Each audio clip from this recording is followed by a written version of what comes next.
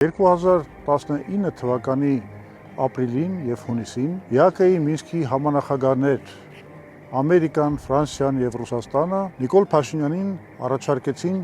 խաղաղության մի պլան։ Այդ պլանը երանելի մի փաստաթուղթ էր հայկական կողմի համար, քանի որ այն երաշխավորված խաղաղություն էր հաստատում, ընդ որում միջազգայինորեն երաշխավորված խաղաղություն, եւ հայկական կողմը պահպանում էր իր վերահսկողությունը ամբողջ Լեռնային Ղարաբաղի ինքնավար մարզի տարածքի, ինչպես նաև Քելբաջարի եւ Լաչինի շրջանների նկատմամբ։ Նիկոլ Փաշինյանը եւ Զորաբ Նացականյանը թաքցրեցին այդ փաստաթուղթը հանրությունից։ Իսկ առաջարկը հանձնելուց 2 ամիս հետո մեկնեց Ստեփանակերտ եւ ամբողջ աշխարհին հայտարարեց, որ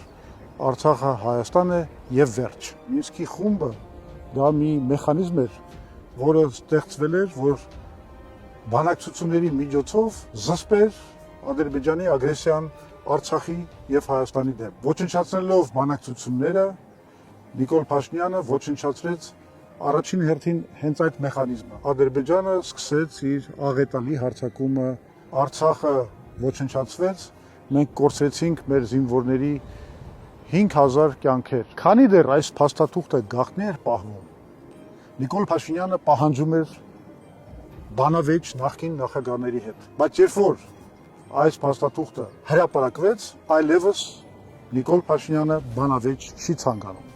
Բայց ինքը պետք է պատասխանի հայ ժողովրդի առաջ եւ պատմության առաջ։ Այս ամբողջ պատմությունը